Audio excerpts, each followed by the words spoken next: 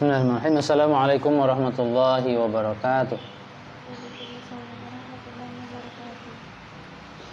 Alhamdulillah wassalatu wassalamu ala Rasulillah wa ala alihi washabihi wa mawalah. La haula wala quwata illa billah, amma ba'd. Anak-anak kelas 11 yang saya cintai, alhamdulillah pada kesempatan kali ini kita bisa bertemu lagi melanjutkan pembelajaran akidah akhlak. Untuk pertemuan kali ini insyaallah kita akan membahas tentang akidah Islam pada masa sahabat dan seterusnya. Sejak wafatnya Rasulullah Shallallahu Alaihi Wasallam, kaum muslimin sudah mulai menghadapi perpecahan. Tetapi perpecahan itu menjadi reda karena terpilihnya Abu Bakar Siddiq radhiyallahu anhu sebagai khalifah pengganti Rasulullah Shallallahu Alaihi Wasallam. Namun setelah beberapa lama Abu Bakar menduduki jabatan sebagai khalifah, mulai tampak kembali perpecahan yang disebarkan oleh orang-orang yang murtad dari Islam dan orang-orang yang mengumumkan diri sebagai nabi.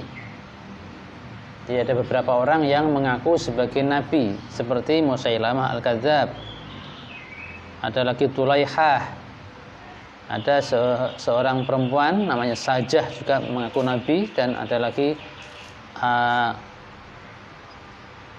Aswad Al-Ansi.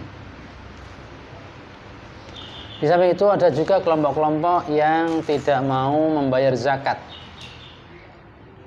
Nah, namun kelompok-kelompok ini akhirnya diperangi oleh Abu Bakar dengan mengirim beberapa pasukan yang alhamdulillah semuanya bisa mengatasi persoalan-persoalan yang dihadapi kaum muslimin waktu itu. Para nabi-nabi palsu semuanya ditumpas, orang-orang yang murtad ya, akhirnya kembali lagi kembali pada Islam, dan orang-orang yang tidak mau mengeluarkan zakat akhirnya menyadari kewajiban zakat dan bersedia untuk membayar zakat. Kemudian pada masa pemerintahan Umar bin Khattab, pembahasan masalah-masalah akidah belum muncul. Mereka masih merumuskan ajaran akidah sebagaimana yang diajarkan oleh Rasulullah Shallallahu Alaihi Wasallam. Jadi intinya di masa Abu Bakar dan di masa Umar, akidah Islam masih bersih, belum ada permasalahan. Masalah-masalah yang terjadi sudah bisa diatasi oleh Khalifah Abu Bakar tadi. Nah, kemudian munculnya perpecahan itu mulai masa Utsman bin Affan, ya, di mana Khalifah Utsman bin Affan mengangkat beberapa keluarga dekatnya sebagai pejabat di lingkungan khalifah, sehingga hal itu menyebabkan kaum muslimin pada itu agak kurang setuju. Ya, cara sisi sekarang istilahnya nepotisme. Tapi sebetulnya enggak nepotisme banget ya. Karena apa? Karena orang-orang yang ditunjuk untuk menduduki satu jabatan itu memang ahli gitu ya. Bukan asal itu keluarganya, tetapi memang benar dari keluarganya, tapi yang mampu, mempunyai potensi untuk menduduki jabatan tersebut. Ya, lebih parah lagi pada masa pemerintahan Ali bin Abi Thalib radhiyallahu anhu, sampai terjadi ya, ada perang Jamal, perang Siffin. Nah, bahkan perang Siffin itu merupakan titik tolak terjadinya perpecahan, di mana para pendukung Ali bin Abi Thalib waktu itu terpecah menjadi 3 kelompok. Ada kelompok Syiah yang sebagai pengikut setia Ali bin Abi Thalib, kemudian ada Khawarij yang memisahkan diri, dan kelompok yang ketiga adalah yang netral. Nah, kemudian yang kedua kelompok ini, Syiah dan Khawarij, menjadi aliran yang sesat. Yang Syiah terlalu mengkultuskan Ali, kemudian yang Khawarij malah mengkafirkan Sayyidina Ali, mengkafirkan Muawiyah bin Abi Sufyan.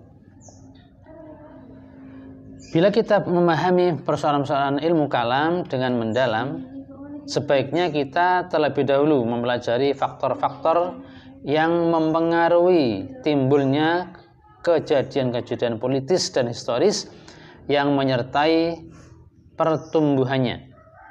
Faktor-faktor itu sebenarnya banyak, akan tetapi dapat digolongkan kepada dua bagian. Yang pertama, faktor internal, yaitu yang datang dari intern Islam dan kaum muslimin sendiri. Dan yang kedua, faktor eksternal ya, yang datang dari luar Islam, karena pengaruh kebudayaan lain dan agama-agama di luar Islam. Beberapa faktor yang ditimbulkan dari dalam, yaitu satu, Al-Quran sendiri di samping mengajak untuk mengesahkan Allah dan mempercayai kenabian dan hal-hal lain yang terkait dengannya, juga membahas tentang golongan-golongan seperti orang-orang kafir Quraisy dan agama-agama yang ada pada masa Nabi Muhammad SAW, yaitu agama Kristen dan Yahudi, yang mempunyai kepercayaan-kepercayaan yang tidak benar. Al-Quran tidak membenarkan kepercayaan tersebut dengan memberikan beberapa alasan, antara lain: A. Golongan yang tidak percaya terhadap agama dan adanya Tuhan, dan mereka mengatakan bahwa yang menyebabkan kebinasaan dan kerusakan hanyalah waktu. Wa ma yuhlikuna illa dahr, dan yang membinasakan kita hanyalah waktu. Surah Al-Jasiyah ayat 24. Kemudian yang kedua, kaum musyrikin yang menyembah selain Allah, yaitu ada yang menyembah binatang, kemudian menyembah benda-benda langit, yang menyembah bintang, terus bulan, matahari, ada yang menyembah malaikat, ada yang menyembah jin, setan, ya, seperti pada pelajaran SKI kelas 10, ya, agama-agama atau keyakinan orang Arab waktu itu. Kemudian ada juga kelompok yang menyembah berhala-berhala dan patung, ya, ada golongan-golongan yang mengingkari akan para utusan, yaitu para nabi.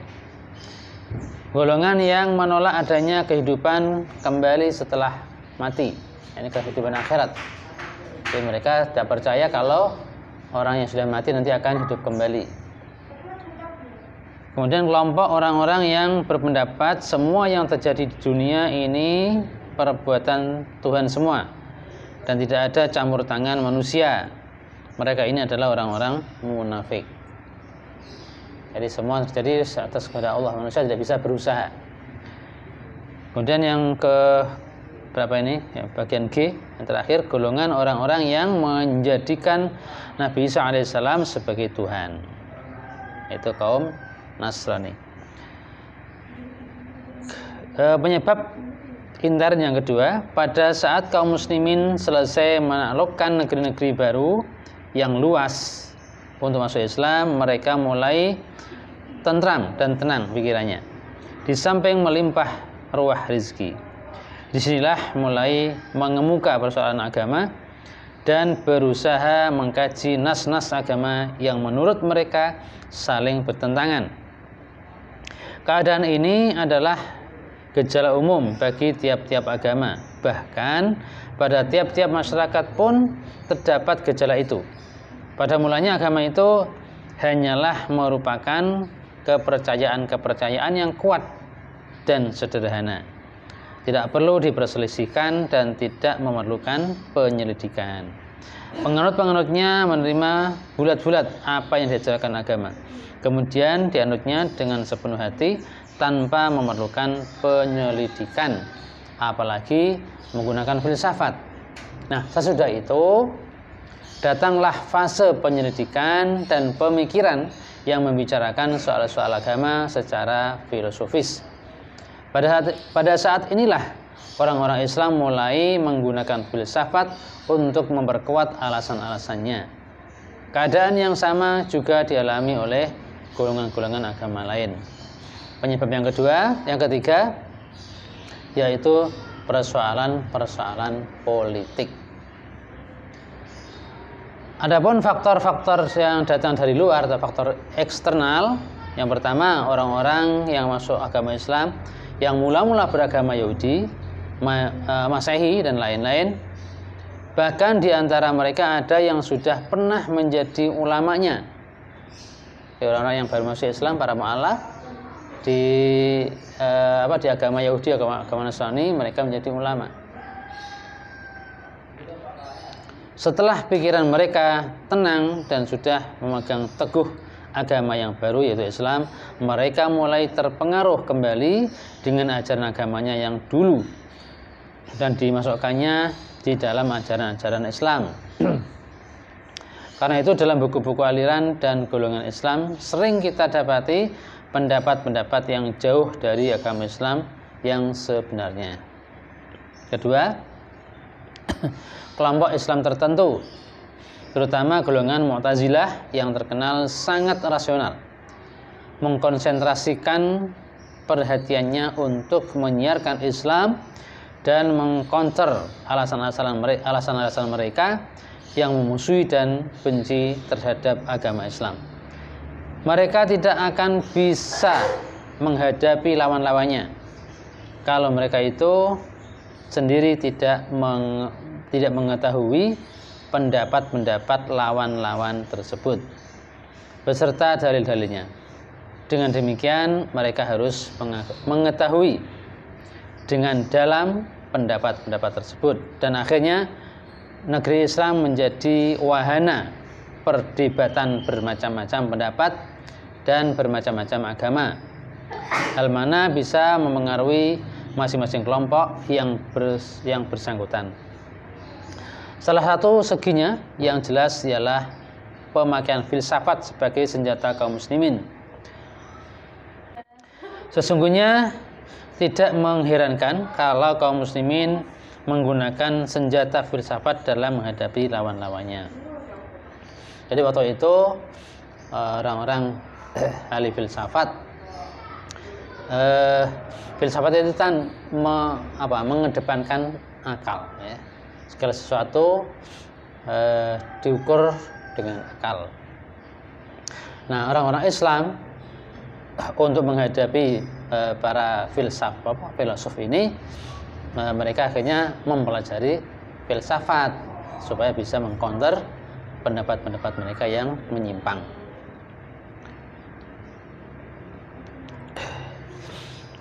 Seorang Yahudi memfilsafatkan ajaran-ajaran agama Yahudi dan mengaitkannya dengan filsafat Yunani.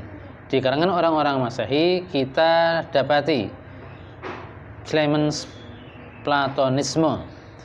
Keadaan ini sudah barang tentu menyebabkan golongan Mu'tazilah dan golongan-golongan Islam lainnya mengambil senjata yang dipakai lawannya, yaitu filsafat. Ya, dengan masuknya filsafat semakin luas pula pembicaraan dalam ilmu kalam. Yang ketiga, ini penyebab munculnya ilmu kalam, faktor eksternal, yaitu sebagai tindak lanjut dari yang kita kaji di atas. Para ahli ilmu kalam ingin mengimbangi lawan-lawannya yang menggunakan filsafat, maka mereka terpaksa mempelajari logika dan filsafat, terutama segi ketuhanan. Karena itu An-Nazam tokoh Mu'tazilah membaca buku-buku Aristoteles dan membantah beberapa pendapatnya. Demikian pula Abul Huzail Al-Alaf, Abul Huzail Al-Alaf juga tokoh Mu'tazilah. Ya, untuk pertemuan kali ini saya kira cukup demikian, ya. Mudah-mudahan bisa menambah wawasan kalian semuanya. Ya, yang kesimpulannya bahwa pada masa kepemimpinan Abu Bakar dan Umar belum muncul ilmu kalam, bahkan belum ada perpecahan. Ya, mereka masih masih menggunakan akidah yang lurus sebagaimana ajaran Rasulullah Sallallahu Alaihi Wasallam. Kemudian mulai muncul perpecahan di masa Utsman bin Affan dan klimaksnya, puncaknya di masa Sayyidina Ali, sehingga muncul beberapa kelompok, kelompok aliran, yaitu Syiah dan Khawarij. Kemudian muncul ada aliran yang lain, ada Murji'ah, ada Qadariyah, ada Mu'tazilah dan Ahlussunnah wal Jamaah. Dan munculnya ilmu kalam ini, penyebabnya ada yang muncul dari intern Islam dan ajaran Islam dan kaum muslimin, ada juga yang dari luar Islam, karena kebudayaan yang datang dari luar Islam, kemudian agama-agama selain Islam, yang disebut dengan faktor-faktor eksternal. Selanjutnya munculnya aliran dalam ilmu kalam. Sebagaimana dijelaskan di depan tadi bahwa perjalanan kekhalifahan Abu Bakar Siddiq, Umar bin Khattab dan Utsman bin Affan tidak begitu menghadapi persoalan. Bahkan terjalin persaudaraan yang mesra dan akrab. Pada masa ketiga khalifah itulah dipergunakan kesempatan yang sebaik-baiknya mengerahkan semua potensi dan tenaga kaum muslimin untuk menyiarkan dan mengembangkan Islam ke seluruh pelosok penjuru dunia. Tetapi setelah Islam meluas ke Afrika, Asia Timur, bahkan Asia Tenggara, tiba-tiba di akhir pemerintahan Khalifah Utsman terjadi suatu persoalan yang ditimbulkan oleh tindakan Utsman yang oleh sebagian orang Islam dianggap kurang mendapat simpati dari sebagian kaum muslimin. Kebijakan Utsman bin Affan yang dianggap tidak sesuai dengan kebutuhan umat Islam pada saat itu diantaranya adalah kurang pengawasan dan pengangkatan terhadap beberapa pejabat penting dalam pemerintahan, sehingga para pelaksana pemerintahan, yaitu para eksekutif, di lapangan tidak bekerja secara maksimal. Diperparah lagi dengan adanya sikap nepotisme dari keluarga Utsman bin Affan, di mana banyak keluarga Utsman bin Affan seperti yang saya sampaikan tadi dianggap sebagai pejabat penting dalam pemerintahan. Padahal sebenarnya hal ini adalah bisa dimaklumi. Pengangkatan keluarga Utsman untuk menduduki jabatan penting ini bisa dimaklumi dan diterima karena memang keluarga Utsman bin Affan adalah keluarga orang-orang yang pandai. Namun inilah bermulanya fitnah yang membuka kesempatan orang-orang yang berambisi untuk menggulingkan pemerintahan Utsman bin Affan radhiyallahu anhu. Karena begitu derasnya arus fitnah ini, sehingga mengakibatkan terbunuhnya Sayyidina Utsman bin Affan. Setelah itu, maka Ali bin Abi Thalib terpilih dan diangkat sebagai khalifah menggantikan Sayyidina Utsman bin Affan. Namun dalam pengangkatan Ali bin Abi Thalib sebagai khalifah, tidak semuanya setuju. Ada kelompok-kelompok yang tidak setuju, bahkan tidak mau berbaiat, seperti Muawiyah bin Abi Sufyan. Kemudian ada juga sahabat senior Thalqah bin Abdillah dan Zubair bin Awam. Mereka berdua menyampaikan berita itu kepada Siti Aisyah radhiyallahu anha. Kemudian Siti Aisyah mengajak mereka untuk menemui Ali, untuk menuntut supaya Ali segera mengadili orang-orang yang terlibat dalam pembunuhan Utsman bin Affan. Tetapi situasi pada waktu itu belum memungkinkan, sehingga Sayyidina Ali belum bertindak. Akhirnya terjadilah pertempuran antara Sayyidina Ali dan kelompoknya melawan kelompok Ibnu Aisyah radhiyallahu anha.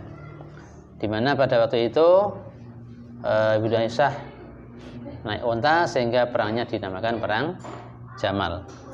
Nah, perang Jamal akhirnya diakhiri, dapat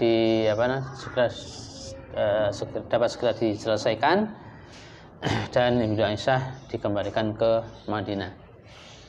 Kemudian beberapa pasukan pendukung Siti Aisyah tadi bergabung pada pasukan Muawiyah bin Abi Sufyan di Syam. Nah, kemudian singkatnya terjadilah pertempuran juga antara Sayyidina Ali dan pasukannya melawan Muawiyah bin Abi Sufyan dengan para pendukungnya, yang terjadi di Bukit Siffin, dan perang itu disebut dengan perang Siffin. Nah, perang Siffin inilah titik tolak terjadinya perpecahan.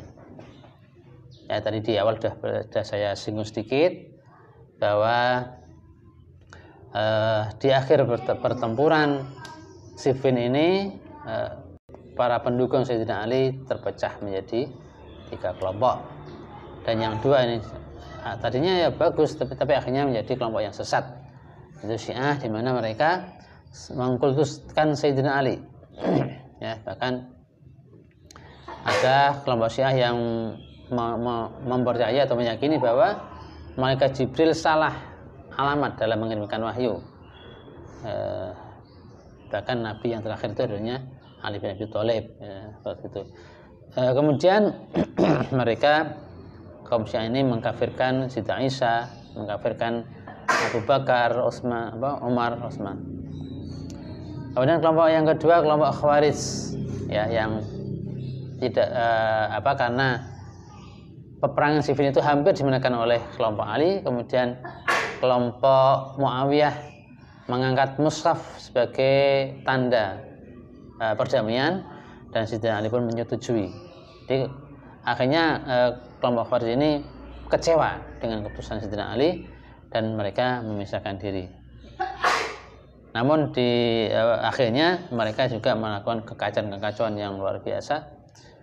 Ya, bahkan mereka mengkafirkan Sayyidina Ali dan Muawiyah bin Abi Sufyan.